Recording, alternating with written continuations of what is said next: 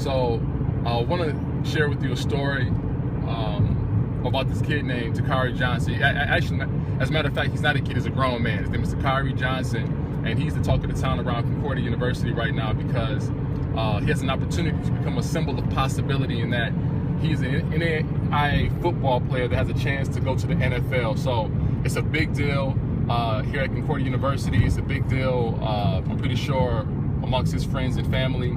And he's been picked up by the Giants, but obviously he has to make the team. And this is all around the draft and now signing free agents and things of that nature. So I'll give you the story. And I'm in the car on my way to go Mother Day gift buying. So this is at the spirit of the moment. So, you know, just want to set the tone. So if you hear my daughter in the back munching on Doritos, just keeping it 100. So I met Takari Johnson when he first came onto campus and didn't speak to him again until the season was done. And so I bumped into him just randomly, and I hadn't spoken to him again since the first day he was on campus to actually come to a game that he couldn't play in because he was ineligible because he was a transfer from Saginaw Valley. And so I asked him, what are you up to? What are you doing? What's your plan? And he told me that he was going to go back to Saginaw and try to get a teaching job. And so as we began to talk, and I was still empowering him, but I got the feeling that he wasn't really telling me the truth, or he wasn't really committed to what he was telling me he was about to do. So we began to talk, and eventually he said, well, actually, I want to play in the NFL. I want to play pro. And so I looked at him and I said, why didn't you just tell me that from the jump?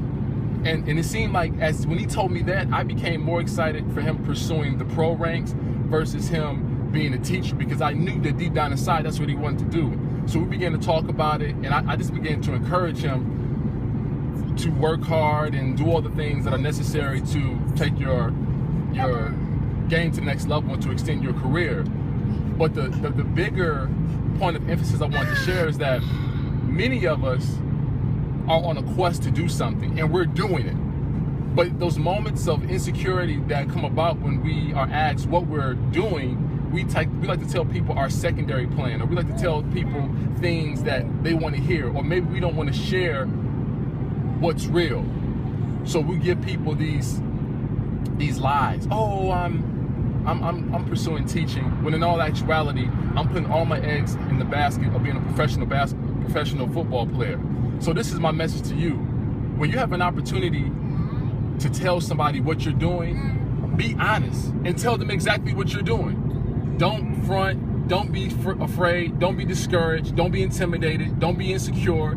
Tell them, and don't worry about their reaction. Don't worry about if they're discouraging you, if they're going to give you some advice that you don't want, or if they're going to celebrate you or not.